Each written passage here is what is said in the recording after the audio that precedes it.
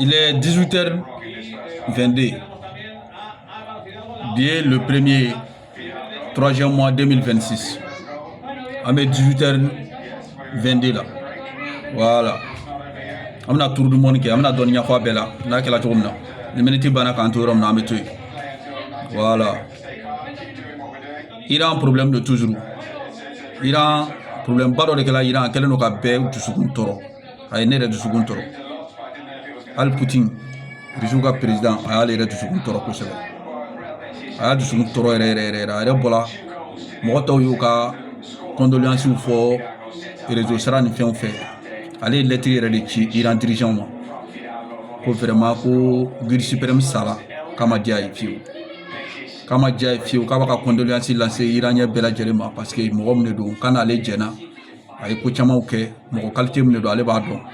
donc a tɛ nin saya sugu mérité quoi. Bon jamana caman minnu bɛ soutien Iran côté la olu bɛɛ y'u ka sukoya foli kɛ bɛɛ y'a ta sukoya foli kɛ mais hali sisan dɔw ma d'a la ko a sala. Bon iranien kɔni ko transition bilala marche c'est-à-dire gouvernement kura sigila de c'est-à-dire minnu kan ka relais ta olu ye relais ta déjà olu bɛ ka baara kɛ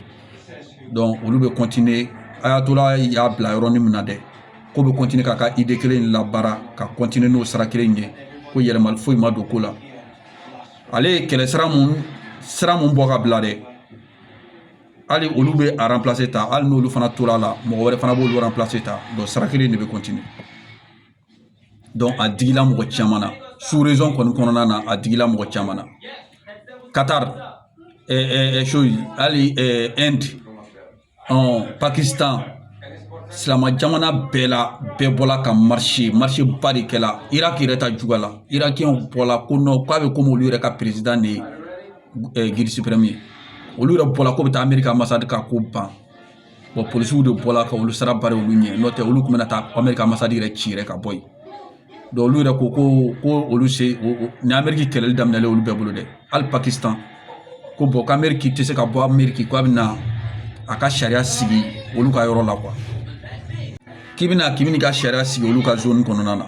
donc ko nin tɛ diɲɛ sariya ye ko diɲɛ mɔgɔ ko n'o ma latɔn Amérique la ko nin tɛ se ka kɛ mɔgɔ tagabolo ye bon chinois yɛrɛ kumana chinois ko vraiment ko nin ma ɲa fiye ko nin tɛ jamana si ka kɛ ko kɛcogo ye ko ka taa nin kuma ye conseil de sécurité la Nations Unies na ko min ye américains bila nin bɛɛ la ko ka ɲɛfɔ sɔnɛ ko nin c'est-à-dire a kun ma dɔn hali sisan quoi o bɛ ka nin Amérique bɛ ka nin kɛ kun kama hali sisan ne yɛrɛ ma se k'a dɔn quoi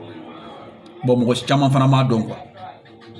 mais iranien kunfin dɔw de bɛ yen minnu tɛ fɛn kalama Israël bɛ ka minnu nɛgɛ olu de bɛ dɔn nin fête la Faransi terrorists bɛ k'olu de bɔ k'o yira mɔgɔw la k'olu content k'o ka guide suprême sala donc k'olu content n'o la donc olu fana tiɲɛ yɛrɛ la o bɛ yen i mana kɛ jamana fasoden jugu bɛ jamana bɛɛ kɔnɔ ne delila k'o kuma fɔ donc olu de bɛ dɔn nin fête la yen nɔ bon ne kɔni bɛ se k'a fɔ olu tɛ iranien yɛrɛ ye ou bien o ma Amérique ka politique faamu ou soit olu ye jamana feerelaw de a ɲɔgɔnna bɛ jamana bɛɛ la hali Mali la a ɲɔgɔnna caman bɛ yan i b'i jɔ i jɔyɔrɔ la sinon ni n'olu jɛna ko ma o b'i ka jamana feere tubabuw ma i sigilen ɲɛna de n'i ko k'i bɛ taga sira fɛ o b'i senkɔrɔma ci o bɛ jugu dɛmɛ k'i kɛlɛ donc o bɛ jamana bɛɛ la donc ne ma jigin olu la quoi sinon nin cɛkɔrɔba in mɔgɔ si tɛ se k'a fɔ ko a bɛ naganaga ko la y'a ye bon Amérique kɛlen kɔ k'o waleya jugu kɛ sisan Donald Trump bɔla le sisan tuguni ko ale bɛ kuma laɲini na Iran dirigeant kura minnu sigila sisan quoi parce que a b'o de kɛ Venezuela ye mun kɛ a bɛ k'o tactique kelen de kɛ donc déjà que ɲɛmɔgɔ minnu tun bɛ yen f'ale n'olu ma ɲɛ kuma na hali minnu tun bɛ taa négociation na a ko ten komi ale ni mɔgɔ minnu négocier la tile filanin na k'ale y'o bɛɛ faga k'olu si tɛ yen bilen donc ko sisan mɔgɔ kura minnu sigila o nɔ na k'ale bɛ solution ɲini na ale n'olu fana ka se ka sigi ka kuma donc ko ka kɛlɛ dabila quoi donc ko kɛlɛ in a dɔ kɛla la ten sa quoi ɲɛmɔgɔ minnu na ale ma ɲɛ kuma na ale y'olu de faga maintenant sisan mɔgɔ kuraw ka na sisan u ka na Iran minɛ ka d'ale ma donc ale ka laɲini ka sɔrɔ kɛlɛ ka ban a b'o de la sisan Donald Trump y'o de fɔ a ka déclaration kɛla o de mais iraniens ko kɛlɛ mun daminɛlen filɛ nin ye ko kɛlɛ banta tɛ sisan quoi parce que olu ka ɲɛmɔgɔ mun fagala nin ye ko fo ka avancer de fo ka tajuru sara bere de t'a nɔfɛ o tajuru sara bere in f'olu sago ka taa sɔrɔ k'a dɔn k'a fɔ o ye fɛn kɛ mun bɛ se k'o ka ɲɛmɔgɔ fagali dimi bɔ o la iranɲɛw bɔla iranɲɛ baden de bɔla ka marché silamaw o yɛrɛ iran mun sigila guide suprême place la a ko nin ye silamaw ka su de ye ko silama bɛɛ ka kan k'a dɔn ko nin y'olu ka su de ye donc ko nin Amérique nana de ko ka kɛlɛ de tigɛ silamɛya de ma tan k'Amérique de nana ka na silamaw kɛlɛ donc ko bɛɛ ka wuli ko nin ye silamaw ka kɛlɛ de ye diɲɛ bɛɛ kɔnɔna na n y'o video o kuma fɔ n ka video dɔ in na ko bɛɛ ka jɛ ko ka Amérique kɛlɛ k'Amérique bɛ ka silamɛya de kɛlɛ ko guide suprême fagali ye silamaw bɛɛ de lajɛlen de ka ɲɛmɔgɔ fagali donc dɔw b'a faamu mais dɔw t'a faamu mais o kɔni ye cɛ o de fɔ français yɛrɛ bɛ ka o de fɔ sisan ko bɛɛ ka kɛlɛkɛ bere ɲɛsin Amérique ma Amérique de nana ka na silamaw ka ɲɛmɔgɔ faga donc ko Iran kelen kun kɛ tɛpilen ko diɲɛ bɛɛ de diɲɛ bɛɛ silama kungo de don donc olu kosɔn jamana caman wulila Irakiyɛn wulila Afghanistan jamana caman t'o bɛɛ tɔgɔ dɔn quoi bɛɛ wulila ko fo k'aw ta sara ko fo ka tajuru sara bere de da Amérique kun donc an b'o niveau de la sisan Amérique kelen ko k'ale bɛ kuma laɲini na ninnu fɛ bon n bɔla ka information mun di n bɛ ka douter dɔɔni irisiw yɛrɛ bɔla k'a fɔ sisan mais américains ma kuma kan fɔlɔ mais ni irisiw y'a fɔ c'est que tiɲɛ de don irisiw ko missile jiginna américains ka porte-avions Abraham Lincoln ko missile hypersonique 2 jigila kan donc a confirmé la ko mais ko soldat mɔgɔ 3 sala américains ka soldat mɔgɔ 3 tola la donc o b'a yira ko missile jigila porte-avions in kan